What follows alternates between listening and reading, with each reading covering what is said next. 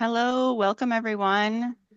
The session will begin shortly, so while we kind of wait for everyone to get admitted, please take a moment to provide your name, position, organization, and email into the chat. And if you have any questions or need assistance, feel free to contact Krista either by sending her a chat like she just kind of explained or emailing her at krista.opsital@minotstateu.edu.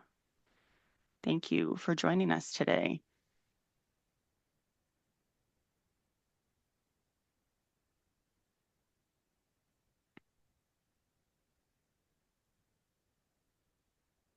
I see we have a lot of people from different regions.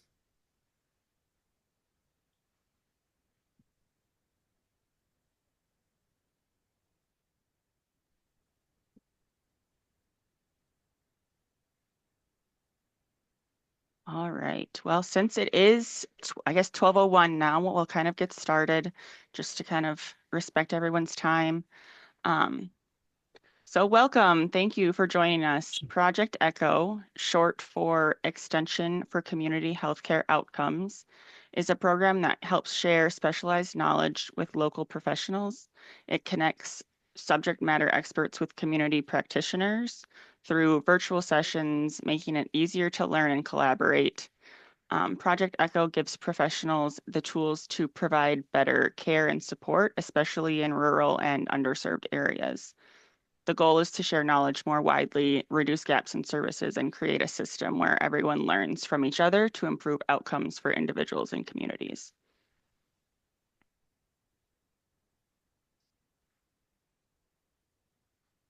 This ECHO series is sponsored by the North Dakota Early Hearing Detection and Intervention, or EHDI program.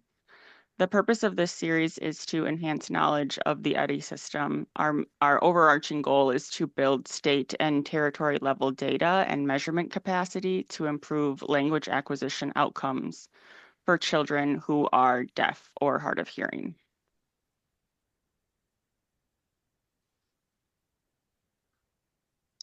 Before we begin, we want to describe an ECHO session and what sets it apart from other trainings. In essence, ECHO sessions allow us to move information, not people. It allows you, the participant, to actively learn about a topic and ultimately become a resource for you and your community. Each session, there will be a formal didactic portion on a designated topic.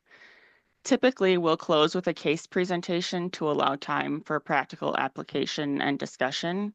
However, our speaker today has a wealth of knowledge, so there will not be a case presentation today. We encourage you to take part in the discussions by unmuting or using the Zoom chat, whatever you're comfortable with.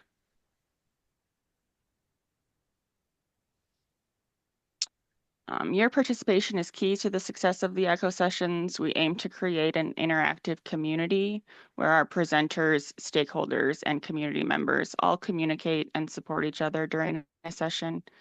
We encourage everyone to turn on your camera throughout this session as long as you're comfortable. We encourage you to be engaged by asking questions after the didactic speaker and providing feedback during the case presentations. And kind of like Krista had noted before, for people who are just joining, if you are deaf and want to participate in the breakout rooms, please message Krista directly to let her know to make sure that we have an interpreter in your room. And you can do that by going down to the chat. And instead of where it says everyone, you can click that and just send it straight to Krista Opstedal.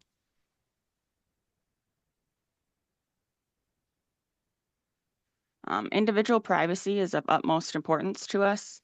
So when sharing information during our case study discussion or any discussion, please avoid using real names or initials. Don't identify any individuals, family members, friends, coworkers, email addresses, etc. Your attention to confidentiality helps create a safe and respectful environment for everyone. To receive credit for your attendance today, please fill out the evaluation that will be sent to you after the session. you can earn professional development credits in social work or a certificate of completion for your participation in our Pathways to Language sessions. Your feedback is important to us, so thank you in advance for taking the time to complete those.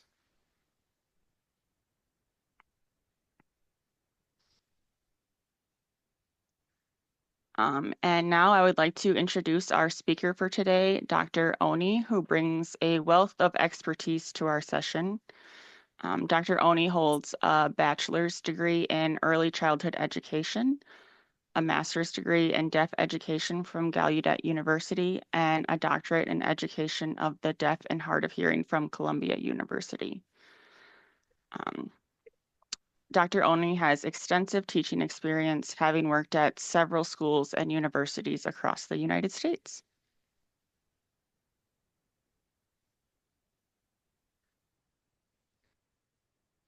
So, Dr.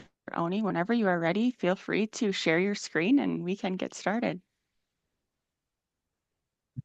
All right, wonderful. Thank you so much for that warm introductions, Shelby.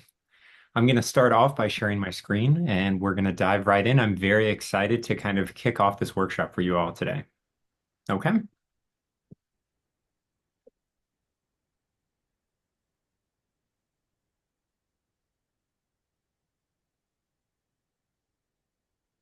Okay, so first I just want to check in. Is everyone able to see the PowerPoint slide that I've shared? I see some nods. Okay, great. So first, before I get started, I just want to make sure that if you have any specific questions or clarifying questions that you need answered, please feel free to either, wave on your video or add them to the chat.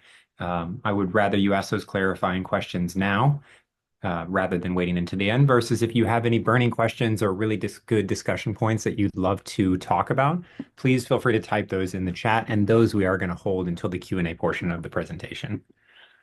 Okay, so today's topic is language acquisition. And what is that?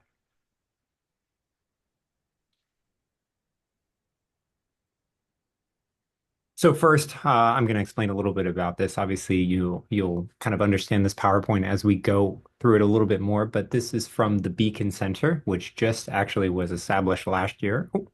Let me see if I'm spotlit. Perfect. Now everyone can see me. So the Beacon Center. The Beacon Center is newly established as of last year. The goal of the Beacon Center is to ensure that we can provide technical support for different states and different territories and ensure that we provide resources, testing help, different things like that to work from early detection screenings to providing early intervention resources for young infants all the way to young deaf children. So that's the goal of the Beacon Center. That's their mission. And I'm a representative of the Beacon Center, which is why I'm here presenting to you today.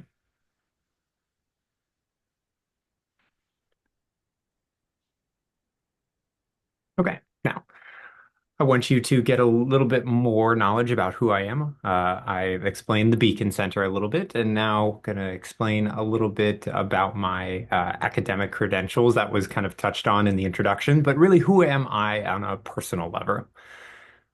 So I was born deaf.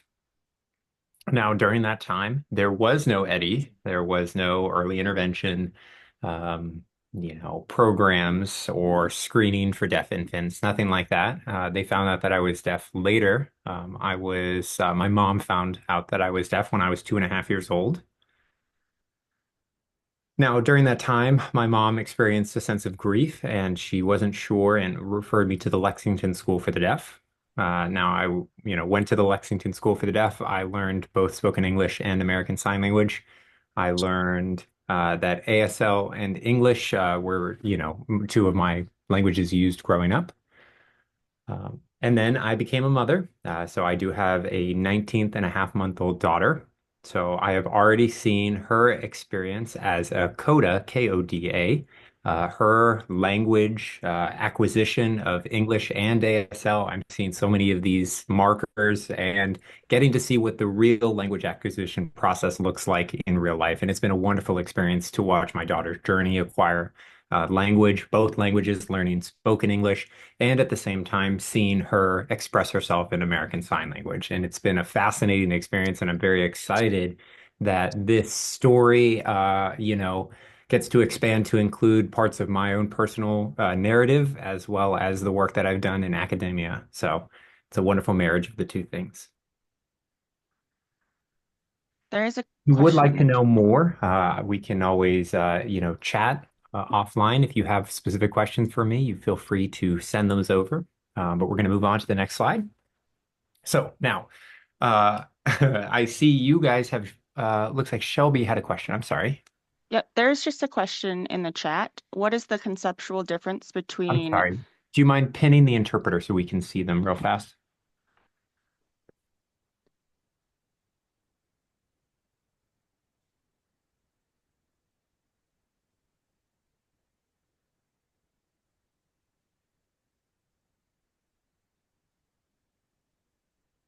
Okay. And just making sure the interpreter is being seen, Joe, interpreter Joe. I see him. Does everyone else see him? Wait. Is the interpreter spotlit? Can you dual spotlight? Yes, we can dual spotlight, and I am just trying to find Joe amongst all of the participants. There he is. Great. Okay. So, Shelby, you had a question. I'm sorry. Go ahead. There's just a question in the chat. It says, what is the conceptual difference between CODA CODA and CODA KODA?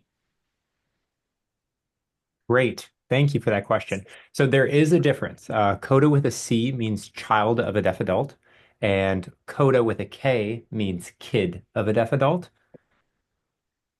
So oftentimes we have, if you're talking about a child, meaning you are your parent's child, it would be a C because you are a child of a deaf adult. So we usually use that in reference to adults. A coda with a K usually just refers to very specifically young children versus a coda with a C can be an adult whose parents are deaf. Hopefully that answers that question. Great. Thank you. Okay.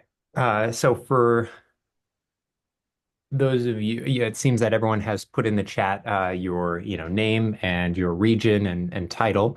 During this, if you have the opportunity to explain a little bit more about who you are or your work, we can absolutely welcome that.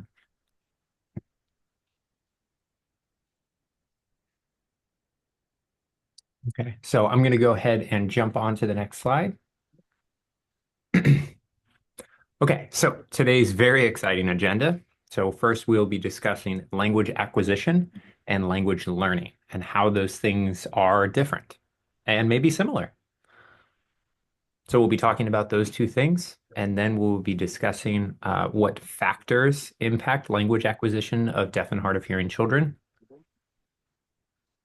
We'll be talking about early intervention partnerships, what those partnerships can look like. Fourth, we will be talking about some resources and sharing of those resources. And at the end, we'll wrap up with a Q&A.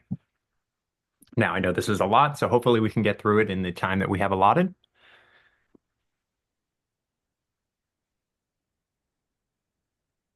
Okay, so before we dive in into our discussion, I do want to make sure that we are all on the same page with our common understanding of some terms and their definition. So, for example, language, what language means. So, if you wouldn't mind using the chat feature, what is your definition of language? It doesn't have to be a lengthy one, just specifically, what is your definition of the word language? I'm going to look at the chat.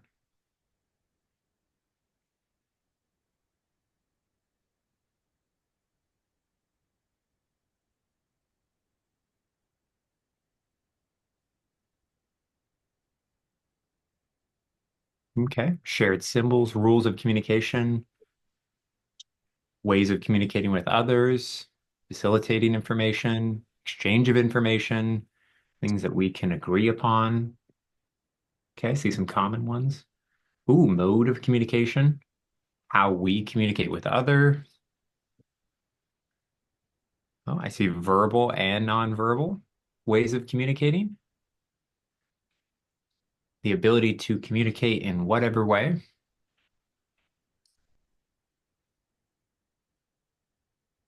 Ways of communicating through verbal, like for example, symbols. Great. Great. Those are some great definitions. So now we're going to move on to the second term, communication. What is the difference between, I saw communication used in a lot of those definitions for language. So what is the difference with communication? So what is your definition of communication? And are language and communication the same thing?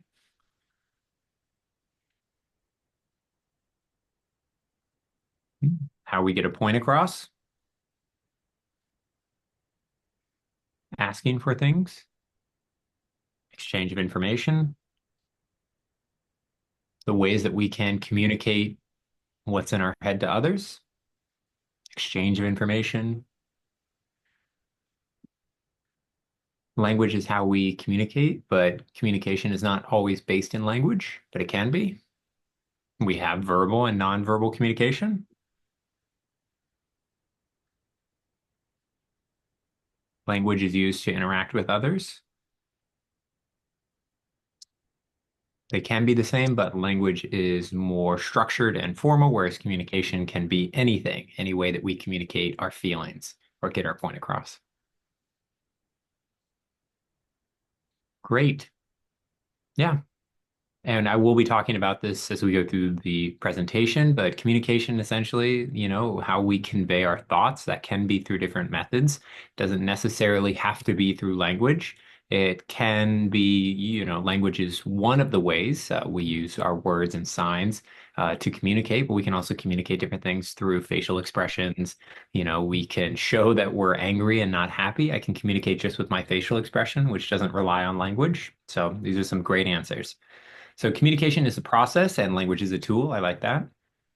Some beautiful definitions. You guys are experts already, it seems. Okay, we're going to move down to the next term, which is modality. So what is modality?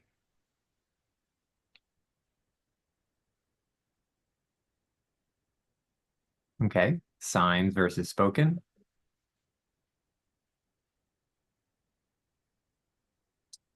Anything else related to modality? I see the way, the term medium, so the way in which we express things, how we communicate, right? It is a tool. Yep, it can be a tactile system, can be spoken or signed, can be pictures, facial expressions. Also, there is tactile. So for individuals that are deaf-blind, there's tactile communication, which is its own modality as well. So that's another way. Great. Next, the term acquisition. What is acquisition? So there are, we have acquisition and learning. How are these two terms different? And we will discuss this, but I'm curious your perspective before we get started.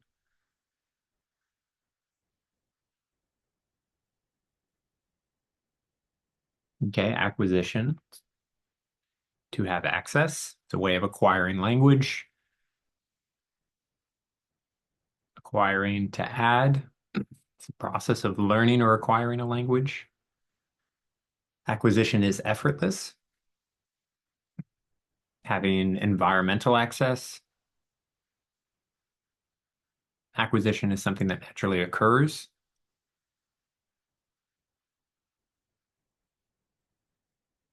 Having access to information and comprehending that information. Acquisition is more of a passive process.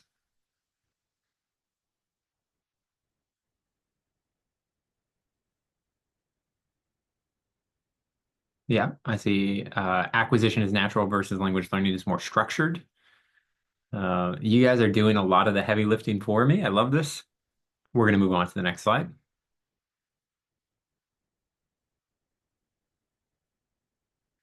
Okay, so like was mentioned in the chat, language is essentially just the words that we use. How we say hello, whether we use English, American Sign Language, or Spanish and say hola, these different languages that we use, they have structure inherently, and we use words of those language to convey meaning. Now, modality is the way in which we communicate, whether that be through signed languages or spoken languages or tactile languages or reading and writing.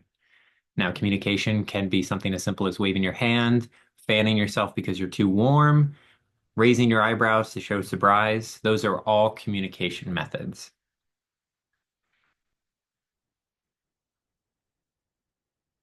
Now, young infants and young children already have communication. They can communicate through eye contact, facial expressions, gesturing. They can point at things they want. They have so many different ways that they can already inherently communicate. They may look to see who is speaking and mimic it through babbling, through spoken language or signed languages.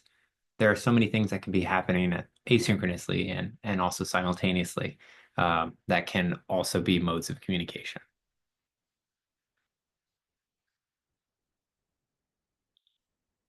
And I want to emphasize that communication is a very broad concept. There are many different ways to communicate. Now, one of these ways of communicating is through language. And within language, we have modality. And modality, you can see, connects to language, which connects to communication.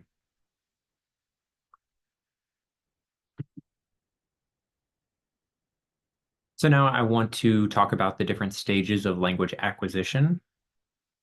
Now, the beginning language is the pre-language stage, and that is usually the 3 to 10th month age. That would be things like crying. Crying is a way of communicate. If you have to, go to the bathroom or you're hungry, you need burping after feeding, or you need a hug or affirmation, your way of communicating is through crying. So that would be for 3 to 10 months, where the next is the holistic stage, which is 12 to 18. That's where we have that cooing, which is a form of communication, the next stage.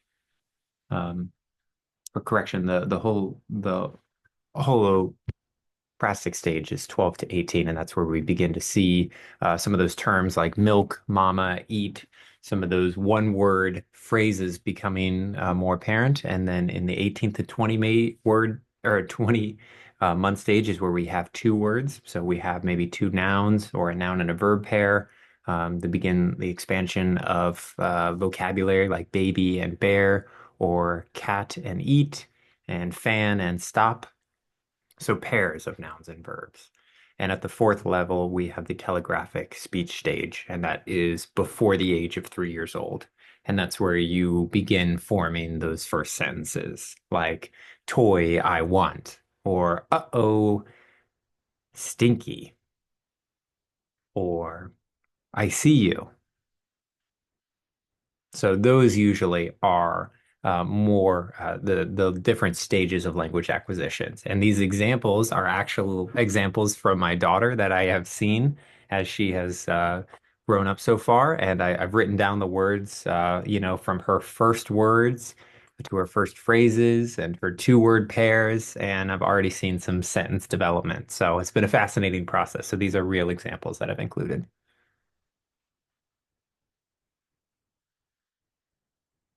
So we've talked about what language acquisition is, now language learning and their connection and how they are also different. As many of you have already mentioned in the chat, language acquisition is things that are effortless. It is a natural occurrence where you can passively acquire language, whether you hear it through your ears or take it in through your eyes. It's a natural process of human beings to acquire that language. It is not structured. Typically, things that are said or signed in your environment are the things that you acquire. And that's the experience that infants go through during language acquisition versus language learning is more of that structured process where you begin to, understand what language is, what things have meaning. You become more conscious and aware. Uh, you have language acquisition, which is more passive, and language learning is more of a prescriptive taught thing. And one is not better than the other. Both are very important parts of language development. Children, especially young infants and young children, need both language learning and language acquisition. They need to see naturally occurring language, how it's being used, how interactions between two individuals look, and that understanding of the need for that type of language and why we need to acquire those types of things happens through language acquisition. They begin to understand turn taking, and at the same time, they do have some things that are not naturally acquired that need to be explicitly taught. And those things through language learning about what specific word means, or through repetition or modeling, or all those different things versus just that natural acquisition that happens from watching a conversation. And both are very, very important, and both are necessary for access. If a child does not have access, whether that be through amplification devices, natural hearing, or access to accessible language, then it means that they don't have access to that naturally language acquisition. And that really kind of ties into both language learning and language acquisition and affects the development of how children learn language. Okay, is everyone following me thus far? Perfect.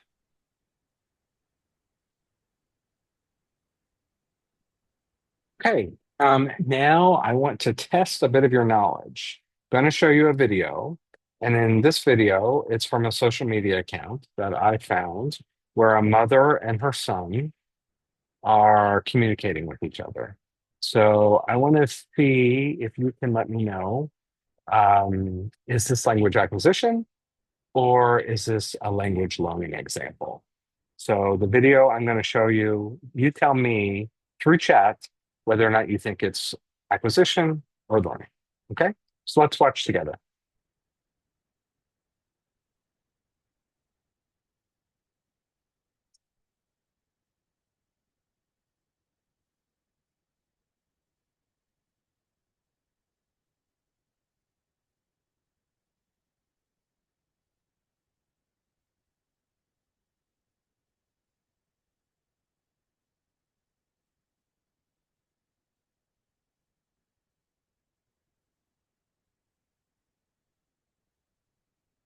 Okay. Should I show it again?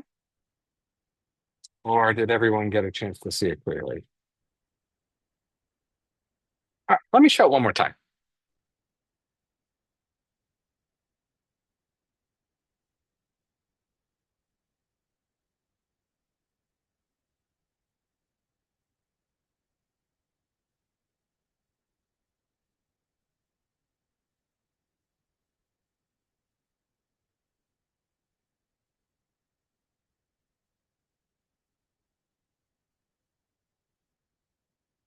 Okay.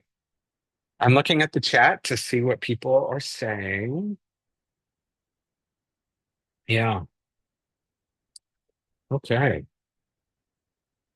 I see acquisition. One person said language learning, it looks like. Um, okay. Seems to be overwhelming acquisition. A couple, well, we've got a couple learning. Okay.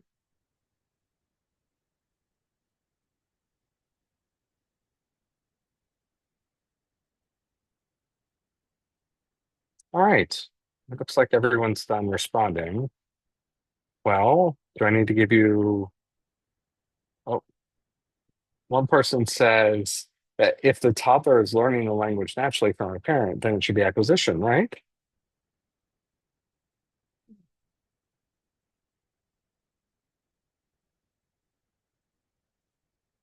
So the mom asked if the child was pooping more. Okay, so there's acquisition. Okay. The toddler signed poop. Okay. More acquisition. So yeah, I think that you're right. It's acquisition because the conversation is a natural conversation. Mom's just talking to the toddler about pooping. So the toddler babbled a bit and then said that it was stinky, right? And so mom said, okay. So he made a stinky. Okay. So it wasn't direct, like classroom structured instruction. It was more of a natural conversation, repeating what the toddler said, and modeling that conversation, going back and forth. So that would be an example of acquisition. Now, I've got another video, and I'm going to ask you the same question.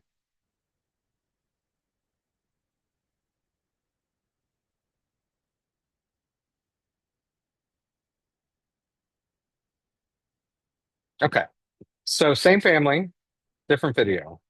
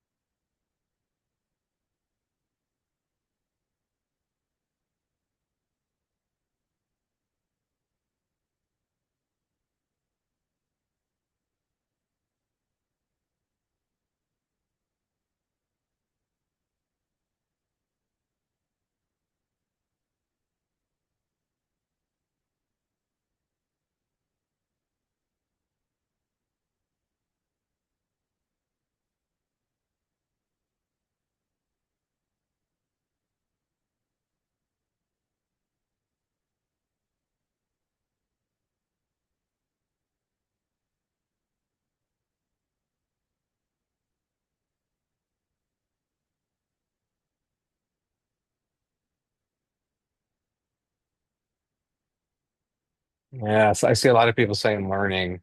People are teaching, somebody said they're teaching vocabulary without structure or syntax. That's right. This one's intended to be a bit tricky. A lot of times people think that direct teaching of learning means that it needs to be structured in full sentences. But from the view of Eddie and early intervention, that direct instruction, this is one way of what that could look like. So, use of a book where you're teaching individual vocabulary words to develop vocabulary.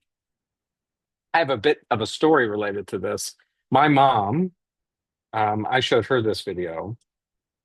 Now, my mom never learned to sign, and she communicated with me through spoken English and spoken language. And so, this mother in the video was gesturing, like pointing at the nose and the eyes and the mouth. And my mom thought, that's just gesturing. Why is she just pointing? And I explained to her, that's actually a sign. Those are signs in American Sign Language. The sign for nose is pointing at your nose. There's not a separate sign for nose. And my mom didn't realize that with that frame, you could see that this is clearly language learning. So yeah, this is an example of direct instruction. It's still natural and it's still at the appropriate stage for the child.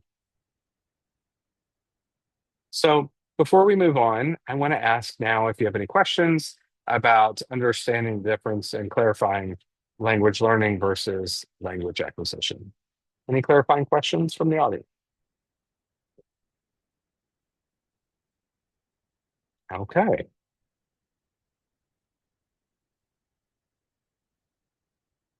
I don't see any. So I will assume we don't have any, but of course, if you do have a question, please type it in the chat and we can address it during the Q&A section. All right, next slide.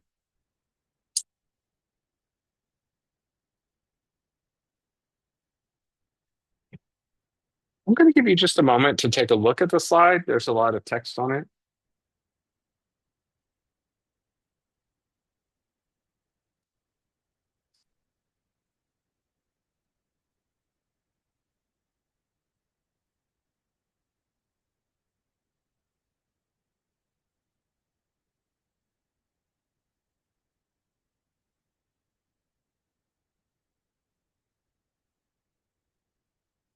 Yeah.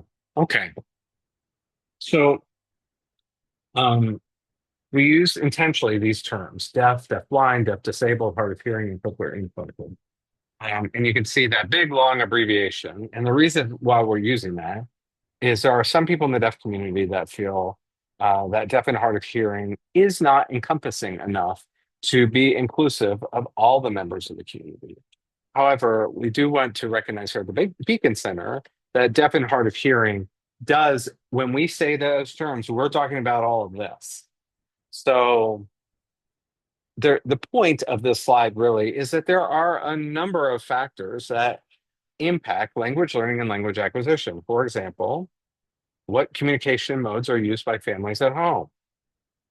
If you have families that use languages other than English, maybe they speak Spanish at home, maybe they use a different sign language. So what that's one of the factors. How do you communicate at home? When you go out to a park, when you go to a museum, when you go to a library, when you're outside the home, when you're interacting with the community,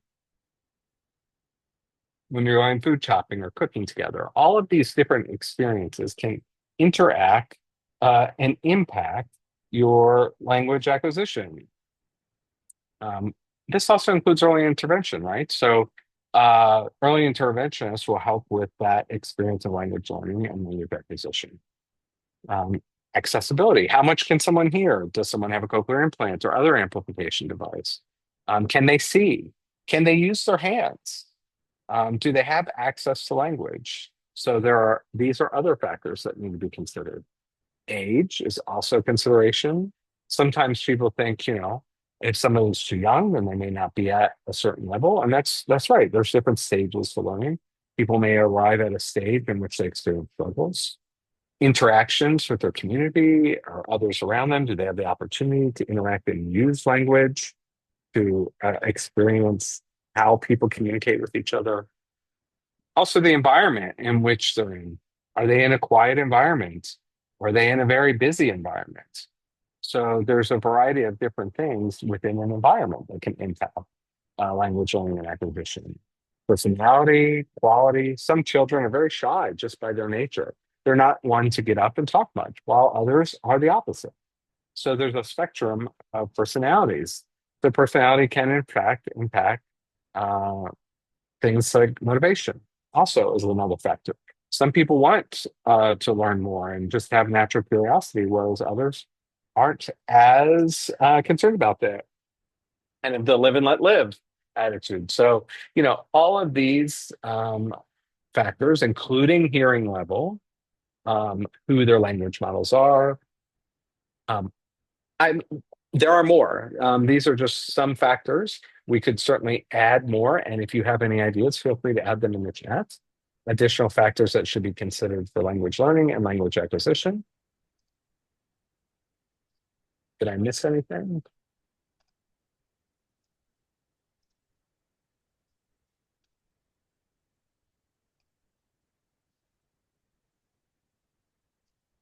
Okay, I don't see. Oh, somebody typed, yep, cognition. Yeah, you're right. That's a really good point. Cognition is important. Sometimes, we have to be able to see and understand how language is used for us to be able to understand how to use language ourselves. You're right. You're right. Cognition's an important one. Anything else? Any other factors you can think of?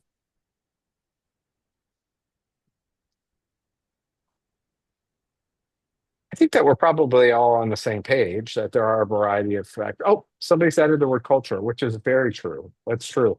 Culture can impact how language is used within a particular culture. Maybe you're more differential, so the people who are more naturally inclined to want to speak up won't. How you interact with your community and how you communicate within that, family support and acceptance. And then when hearing loss occurs, the onset, that's a really good point too. Yeah. All these things are additional factors that can impact these, both language acquisition and learning.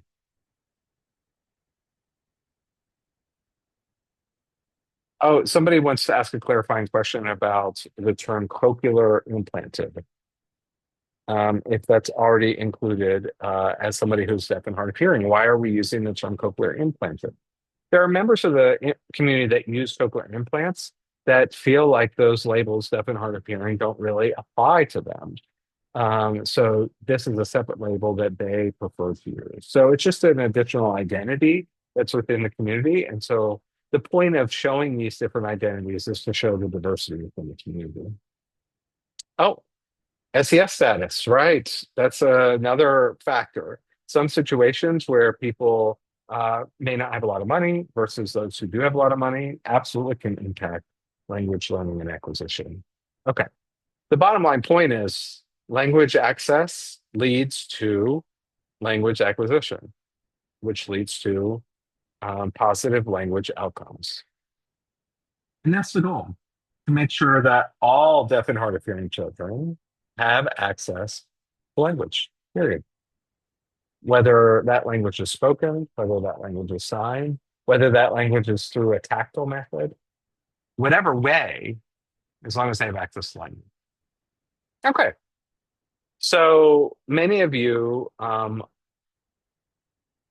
this list have identified as members of an early intervention team. We've got sign language specialists, we've got SLPs, teachers of the deaf, audiologists, OT specialists, family therapists, and different medical professionals, pediatricians and so forth. But what's really important as a member of the team is families. Your jobs are all incredibly important. However, families have the biggest impact on the child most of the time. They're with them morning, noon, and night, more than they are with you, right? So that's why it's critical to be cognizant of the important role that a family plays. And we all know that. But I think it's important to emphasize again that family is a critical member of the I team.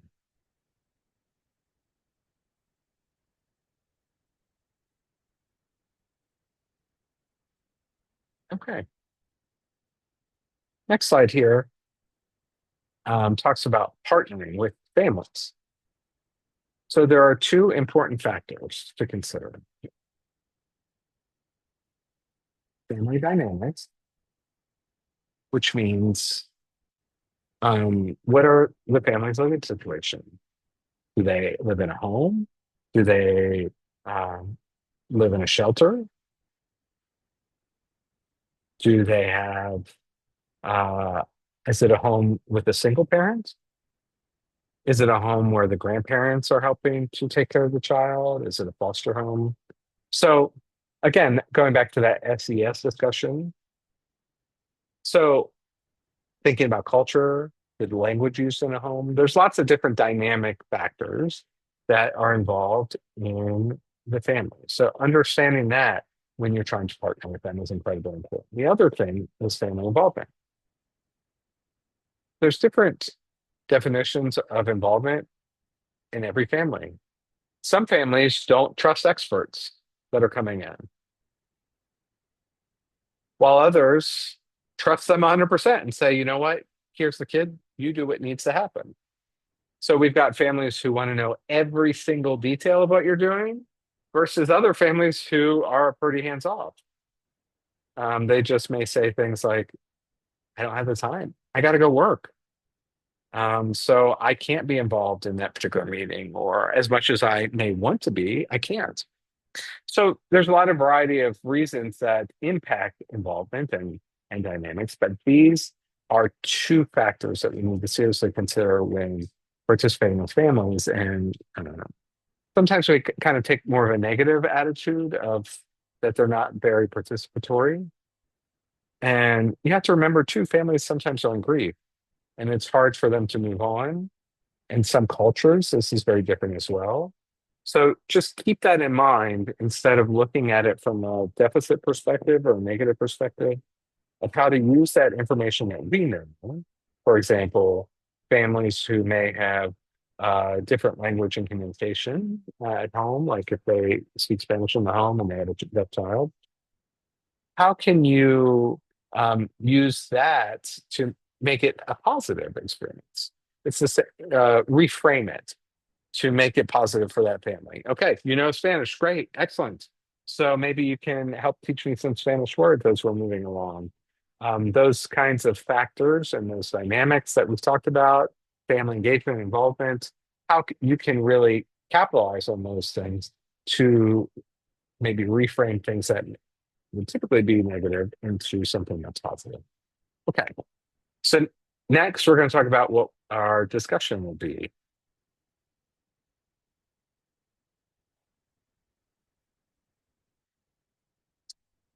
Okay, so I'm going to give you time to read the question.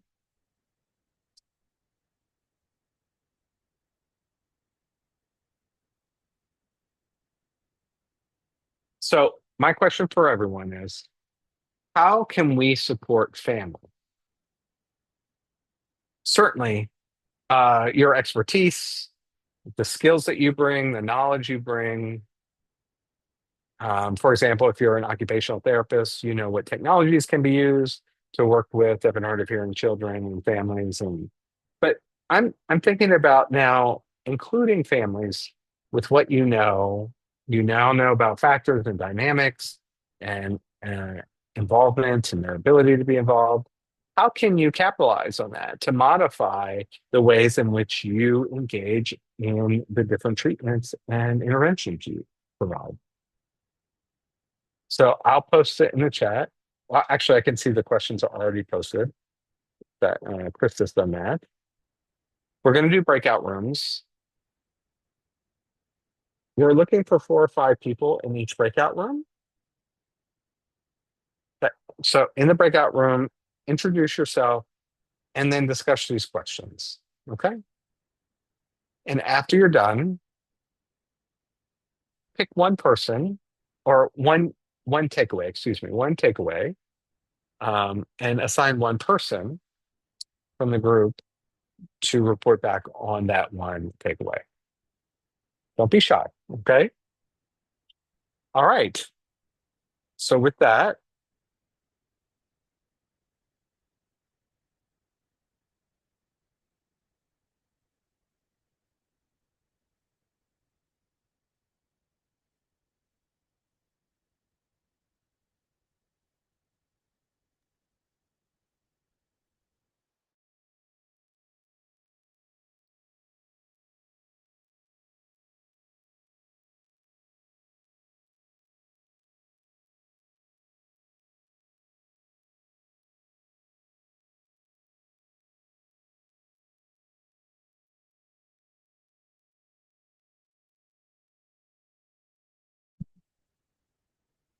Good.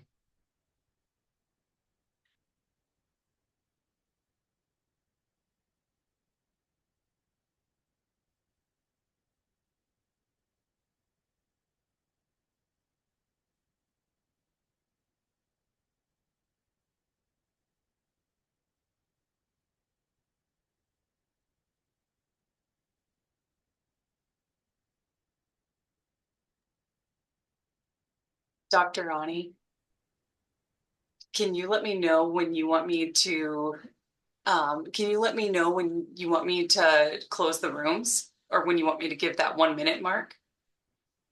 Perfect. Sure. And I was just looking at the time. It's 1:47, so maybe, oh, now 1:48. Maybe give like a warning at 1:50.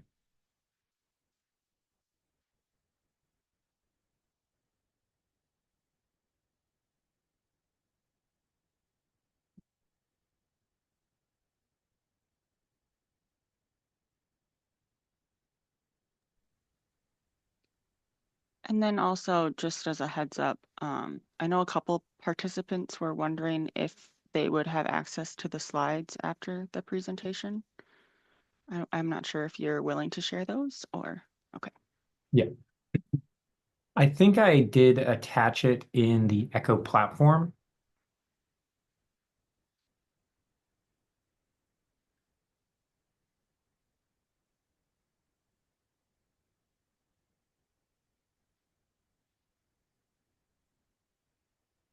I do see it there. Thank you so much. You saved me a step. Oh, you see it? Because I don't see it. Yeah, it's under session 1. And then I think if you go to content, it should be there as well. Yeah, Okay, I'm under not seeing it in content, so maybe after the session ends, it'll move over there. oh, But I can make okay. sure that we download it and we'll email it out to everybody when I also email out the link.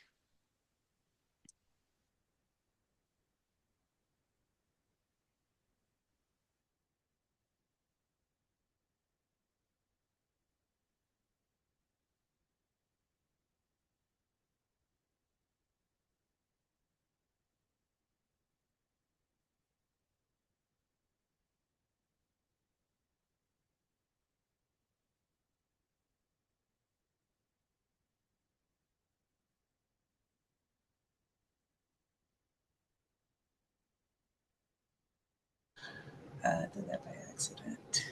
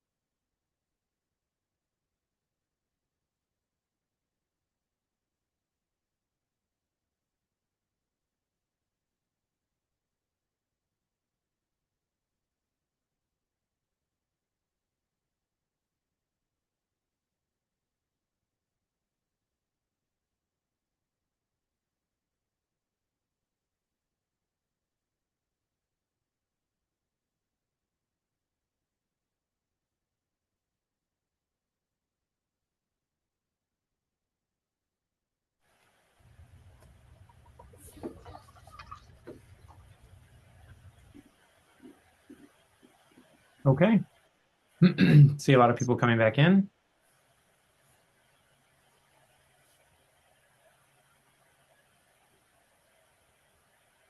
Great. I think everyone's back. So now I would like for people to share some takeaways that you discussed in your breakout room. We will, I guess, spotlight the interpreter and the person, if the person prefers to use sign language or speak for themselves. I know we don't have enough time, so we're going to try to go through this quickly. Maybe if we just put one.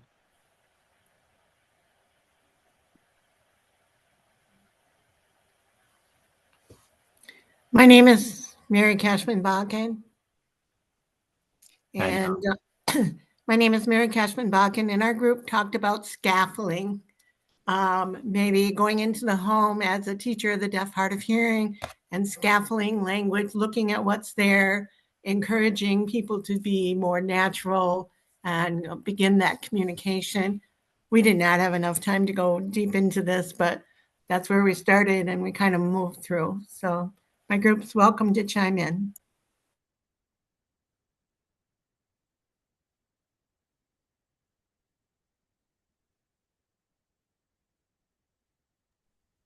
And someone did put their takeaway in the chat. okay. Oh, I see that.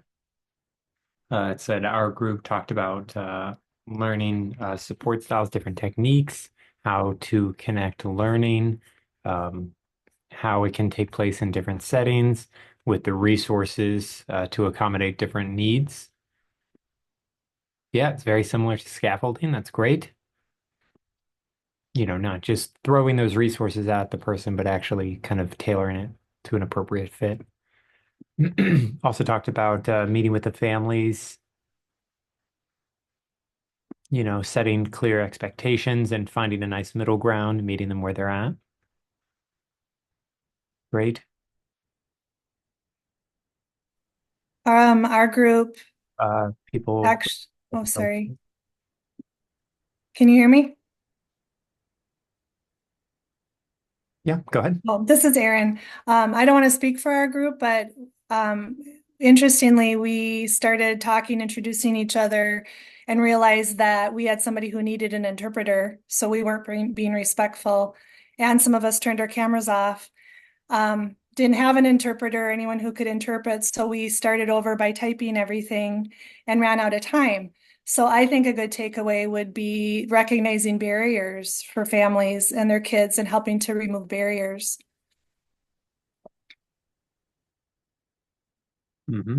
Yeah.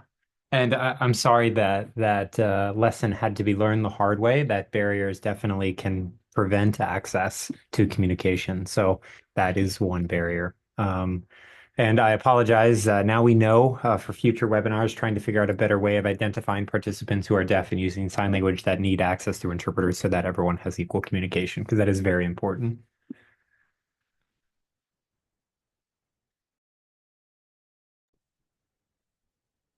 Yeah, I see another comment that we had a group that talked about parent engagement, connecting families to support groups to enhance meeting with other families and exploring various methods of communication and having good early intervention support systems. Wow, a lot of really wonderful ideas. Now, I know that this is just kind of scratching the surface. The good news is that this will not be the last time that you guys are going to meet together. We are going to have a weekly series through Echo. So your discussions will continue to grow in depth, and you will have the opportunity moving forward to continue these. So don't worry on that front. So now I want to go back to discussing resources and just kind of put out a few resources that are really nice to see. So, for example, some social media accounts. We had the videos that I showed that deaf family, and then another is Miss Rachel Songs for Littles. My daughter is obsessed with Miss Rachel. Now, Miss Rachel uses a lot of techniques for speech delays. So she does a lot of modeling of mouth movements, and it's a really good thing to expose children for use of spoken language, as well as there is sign language access through those. So these are really good resources.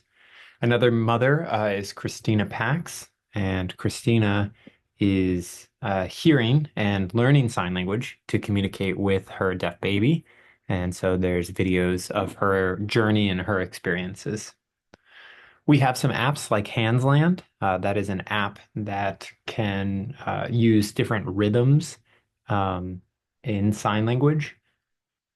And so it shows various patterns that can really help with language development. We also have the VL2 storybook apps, and we have many different organizations. These are just three that I've named: the National Beacon Center, Hands and Voices, and the American Society for Deaf Children. All of these are just a few of the many resources that are out there that I encourage you to check out. And now we have a little bit of time for Q&A. So I'd like to open the floor to any questions, specific discussion points. I know we are a bit limited on time, but is there anything that anyone would like to discuss at this point?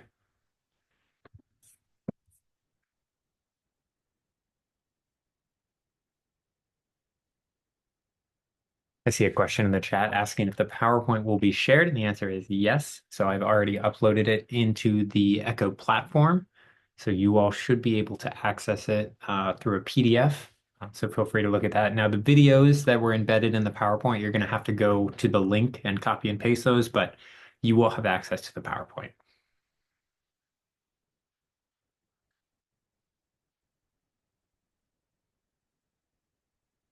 Any other questions or points of discussion?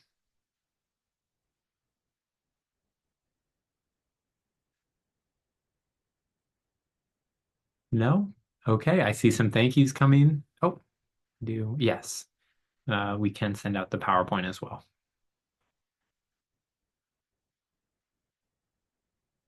Okay, well, I think that is all for this afternoon.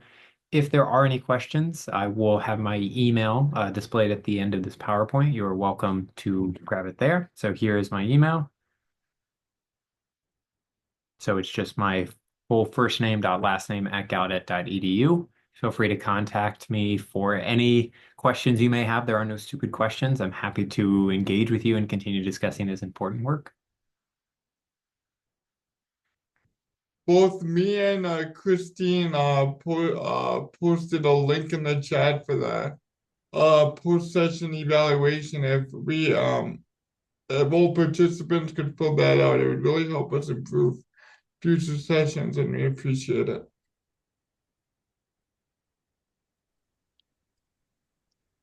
Yes, and thank you so much, Dr. Oni. This was so wonderful.